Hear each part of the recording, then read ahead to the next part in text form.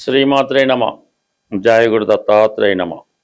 ఈ వీడియోలో మనం మేషరాశి వారికి ఏప్రిల్ 16వ తారీఖు నుంచి 30వ తారీఖు మధ్యలో జరగబోయే పక్షఫలాలు పరిశీలించినప్పుడు మరి ఈ పక్షం నుంచే రవి మేషరాశిలోకి ప్రవేశించాడు. మేషరాశిలో రవి ఉచ్చస్థితి పొందడం వల్ల, అలాగే ఈ రాశి వారికి పంచమాధిపతి రవి ఈ మేషరాశి ప్రవేశంతో ఈ రాశిలో జన్మించిన వారికి పూర్వపుణ్యం కలిసి వస్తుంది. అంటే మీ పిల్లల యొక్క అభివృద్ధి, వారి సహకారం మీకు లభిస్తుంది. పిల్లల విషయంలో మీరు ఏదో ఒక శుభవార్త వింటారు. మీలో ఉన్నటువంటి టాలెంట్కి, నైపుణ్యానికి తగిన గుర్తింపు రావడం జరుగుతూ ఉంటుంది. ఇది ప్రధానంగా మీరు ఏదైనా ఒక రాజకీయ రంగంలో కానీ, స్వతంత్ర వ్యాపారంలో కానీ, ఎక్కువగా ఈ మేషరాశి వారు రియల్ ఎస్టేట్ రంగంలో ఉన్న, లేదా టెక్నికల్ రంగంలో ఉన్న అనూహ్యంగా మీ యొక్క ప్రాధాన్యత పెరుగుతూ ఉంటుంది. ఏదో ఒక పదవి, ఒక లీడర్షిప్ క్వాలిటీస్ కలిగినటువంటి పదవి కానీ, అధికార హోదా కానీ ఈ సమయంలో మీకు లభిస్తూ ఉంటుంది. ఇది సాధారణంగా మీ యొక్క వయసును బట్టి కూడా ఆధారపడి ఉంటుంది. మీరు చిన్న వయసులో ఉంటే మీ తండ్రి గారికి, మీరు మరీ పెద్ద వయసులో ఉంటే మీ యొక్క ప్రథమ సంతానానికి, అంటే మగపిల్లలకి ఇటువంటి అదృష్టం కలిసి వచ్చే అవకాశం ఉంటుంది. ఓవరాల్గా ఏది ఏమైనా సరే మీలో ధైర్య సాహసాలతో ఏ పనైనా సులభంగా సాధించడం, అలాగే మంచి అథారిటేటివ్గా ఉండడం జరుగుతూ ఉంటుంది. ఇక శుక్రుడు కూడా అదే రాశిలో సంచరించడం జరుగుతూ ఉంటుంది. ఇది ఏప్రిల్ 19వ తారీఖు వరకు శుక్రుడు కూడా రవితో కలిసి సంచరించడం వల్ల ఆర్థిక సంబంధించిన విషయాల్లో ఎక్కువ ధన వ్యయం జరుగుతూ ఉంటుంది. అంటే ఏదన్నా మీకు ఒక హోదాయో, ఒక పదవో, ఒక ప్రమోషన్ రావడం వల్ల చిన్న గెట్ టుగెదరో, ఫంక్షన్ లాంటిదో, పార్టీ లాంటిదో ఏర్పాటు చేయడం జరుగుతూ ఉంటుంది. అలాగే 19వ తారీఖు తర్వాత ఈ శుక్రుడు ధనస్థానం, కుటుంబ స్థానంలోకి రావడం వల్ల మీరు ఏదైనా ఒక విలువైనటువంటి వస్తువు కొనే అవకాశం ఉంటుంది. అది గృహ ఉపకరణాలు అవ్వచ్చు, సొంత గృహం అవ్వచ్చు, లేదంటే వాహనం అవ్వచ్చు. ఏదో ఒక విలువైన వస్తువు మీరు ఈ ఫిబ్రవరి, అంటే ఏప్రిల్ 19 తర్వాత కొనే అవకాశం ఉంది. అలాగే కుటుంబానికి దూరంగా ఉన్నటువంటి ఒక స్త్రీ, అంటే మీ అమ్మాయో, మీ కోడలో, మీ అక్కో, చెల్లెలో తిరిగి మీ కుటుంబంలో కలుసుకోవడం జరుగుతూ ఉంటుంది. దూర ప్రాంతంలో ఉన్న, విదేశంలో ఉన్నటువంటి మీ కుటుంబంలోని స్త్రీలు ఏదో ఒక వేడుక, ఫంక్షన్ నిమిత్తం మీ కుటుంబంలో కలుసుకోవడం జరుగుతుంది. మీరు కూడా ఎవరినైతే చాలా కాలంగా కలుసుకోవాలి, వారితో మీ యొక్క కష్టసుఖాలు పంచుకోవాలి అనుకుంటున్నారో అటువంటి వారితో మీరు కలవడం జరుగుతూ ఉంటుంది. అయితే కుటుంబం అంతా కూడా ఒక సంతోష వాతావరణం కనబడుతుంటుంది. ఎక్కువగా ఏదో పుణ్యక్షేత్రాల గురించో, వివాహాల గురించో, నగలు, బట్టలు వాటి గురించో ఎక్కువగా మాట్లాడుకోవడం, వాటి కార్యక్రమాల్లో పాల్గొనడం జరుగుతూ ఉంటుంది. ఇక ప్రధానంగా కుజుడు ఇంచుమించుగా ఈ నెలంతా కూడా కుజుడు 12వ స్థానంలో సంచరిస్తూ ఉంటాడు. మరి రాష్ట్రాధిపతి కుజుడు 1000లో సంచరించినప్పుడు జాతకుడు ఎక్కువగా ప్రయాణాల కొరకు ఖర్చు పెడుతుంటాడు. అలాగే ఏదైనా స్థిరాస్తి కొనాలనే ఆలోచన, భూములు, స్థిరాస్తుల మీద పెట్టుబడి పెట్టడం, రక్త సంబంధికులకి, ఆత్మీయులకి, మీ ఫాలోవర్స్కి, మీ శిష్యులకి ఏదో విధంగా వారికి ఆర్థిక సహకారం కానీ, సహాయ సహకారాలు కానీ అందించడం జరుగుతూ ఉంటుంది. దీర్ఘకాలికంగా ఉన్నటువంటి అప్పులు ఏమైనా ఉంటే అవి తీర్చే ప్రయత్నం చేస్తూ ఉంటారు. అంటే రుణాలు తీసుకునే ప్రయత్నంలో ఏదైనా మీ చెల్లెళ్ళకో, తమ్ముళ్ళకో, తింటే ఎవరికైనా వివాహాలు అవి చేయడం, వివాహ సంబంధాలు లాంటివి చూడటం, ఇటువంటివి కూడా చేయడం జరుగుతుంటుంది. ఇది వ్యవసాయదారులు ఎక్కువగా ఈ భూమి మీద ఎక్కువగా శ్రద్ధ పెట్టడం, మీ భూమిని అభివృద్ధి చేసే ప్రయత్నం కూడా జరుగుతూ ఉంటుంది. ఇక ప్రధానంగా బుధుడు కూడా ఇంచుమించుగా ఈ 30వ తారీఖు వరకు, ఏప్రిల్ 30 వరకు వ్యయస్థాన సంచారం వల్ల కొన్ని సందర్భాల్లో తప్పనిసరి పరిస్థితుల్లో కొంత ధనం ఎవరికైనా డొనేషన్గా ఇవ్వడం కానీ, ఎవరికైనా అప్పుగా ఇవ్వడం కానీ, అంటే రాదని తెలిసినా కూడా కొంత ఖర్చు పెట్టడం జరుగుతూ ఉంటుంది. సో అలాగే కొన్ని కొత్త వ్యాపార అవకాశాలు రావడం వల్ల వాటి నిమిత్తం, అలాగే పిల్లల యొక్క చదువు నిమిత్తం, వాళ్ళకి కాలేజీ ఫీజు, మరి అలాగే ఎలక్ట్రానిక్ పరికరాలు, మొత్తం పిల్లల కొరకు ఎక్కువగా ధన వ్యయం జరుగుతుంది. అంటే మొత్తం మీద ఈ ఆల్రెడీ ఈ మేషరాశి వారికి 12వ స్థానంలో ఈ శని ప్రభావం వల్ల ఏలినాటి శని నడుస్తూ ఉంటుంది.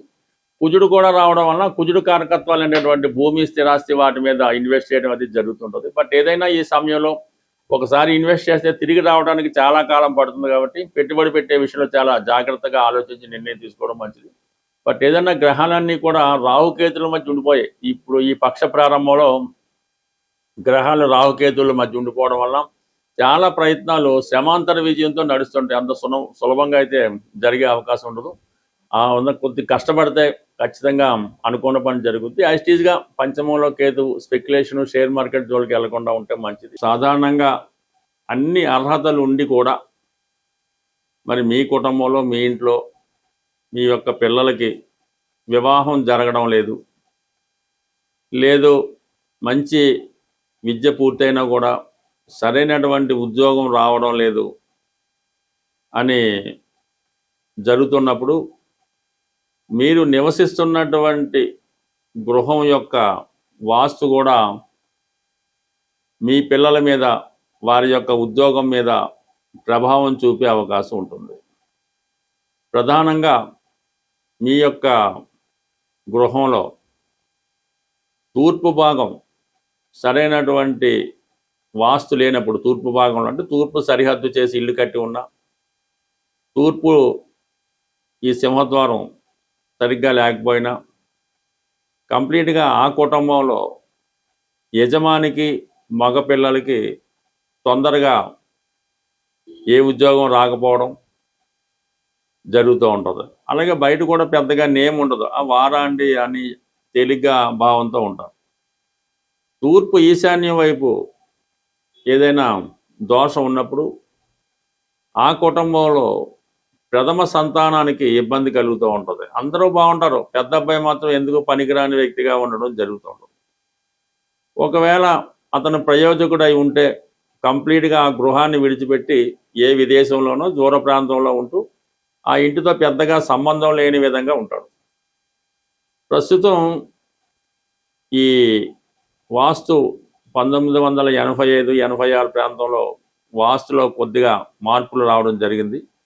అప్పుడు అందరూ కూడా తూర్పు ఈశాన్యం, పూర్తిగా తూర్పు ఈశాన్యంలో గుమ్మం పెట్టడం జరిగింది, లేదా ఉత్తర ఈశాన్యం గుమ్మం ఎక్కువగా కనబడుతూ ఉంటాయి.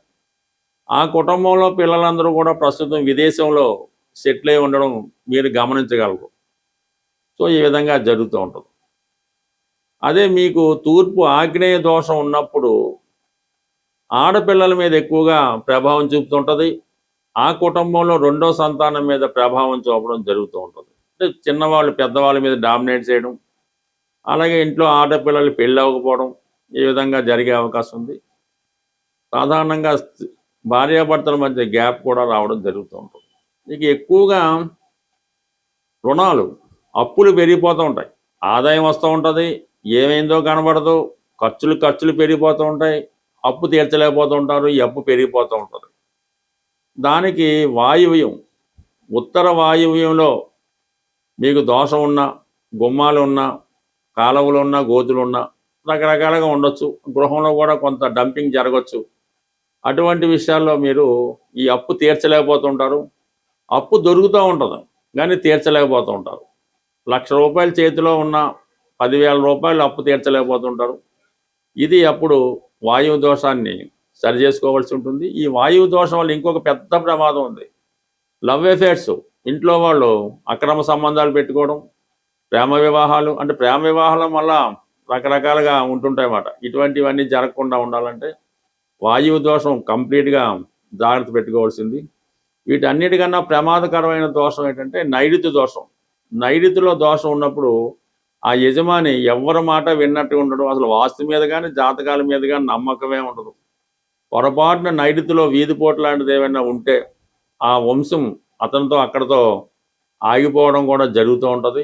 నెమ్మదిగా మరి ఆ గృహం ఏదో ఇబ్బందులు, అనారోగ్య సమస్యలతో బాధపడడం జరుగుతుంటుంది. నైరుతి దోషం ఉన్న ఇంట్లో నివసిస్తున్నటువంటి యజమానికి ఎక్కువగా ఈ మోకాలు నొప్పులు జరుగుతూ ఉంటాయి, మూర్ఖత్వంగా వ్యవహరించడం కూడా జరుగుతూ ఉంటుంది. అయితే వాస్తు ఎప్పుడు ఏమవుద్దంటే, సాధారణ ఇల్లు కట్టినంబట్నే సాధారణంగా రాదు. 7 సంవత్సరాలకి ఒకసారి అది ప్రారంభమవుతూ ఉంటుంది. మనం అద్దిల్లు అనుకోండి, దిగిన సంవత్సరం పెద్దగా ఇబ్బంది ఉండదు. సంవత్సరం తర్వాత దాని ప్రభావం అంటే నెమ్మదిగా అది అలవాటు పడుతూ ఉంటుంది. వాడు అందులో మనుషులకి దాని వాతావరణం అలవాటు పడి నెమ్మదిగా దాని ప్రభావం చూపుతూ ఉంటుంది. అందుకని ఎవడన్నా ఇల్లు మారినా కొత్త ఇంట్లో దిగినా వాడికి బాగానే కనబడుతుంది. నెమ్మదిగా దాని ప్రభావం చూపుతూ ఉంటుంది. ప్రధానంగా మనది సొంత ఇల్లు అయినప్పటికీ కూడా వాస్తు పూజ అన్నది కేవలం మనం అందరూ కూడా కొత్త ఇల్లు గృహప్రవేశప్పుడు మాత్రమే వాస్తు పూజ చేయడం జరుగుతుంటుంది. కానీ సాధారణంగా ప్రతి సంవత్సరం కూడా ఆ గృహంలో వాస్తు పూజ పెట్టుకోవాలి. అలాగే ఏదైనా శుభకార్యం జరిగేటప్పుడు, ఏదైనా పెళ్ళిళ్ళు శుభకార్యాలు జరిగినప్పుడు ముందుగా వాస్తు పూజ చేసి, ఎలాగైతే మనం ఏదైనా పూజ చేసుకునేటప్పుడు నవగ్రహాలకి పూజ చేస్తామో అలాగే వాస్తు పురుషుడికి కూడా పూజ చేసుకోవడం వల్ల కంప్లీట్గా చిన్న వాస్తు దోషాలు ఉంటాయి, అవి ఆటోమేటిక్గా అడ్జస్ట్ అవుతుంటాయి. కాబట్టి కొన్ని పాత సాంప్రదాయాల్ని తిరిగి పాటించడం వల్ల తప్పనిసరిగా కొన్ని ఇటువంటి పిల్లల అభివృద్ధి, వివాహాలు ఇవన్నీ కూడా టైమ్లీ జరుగుతుంటాయి. స్వస్తి.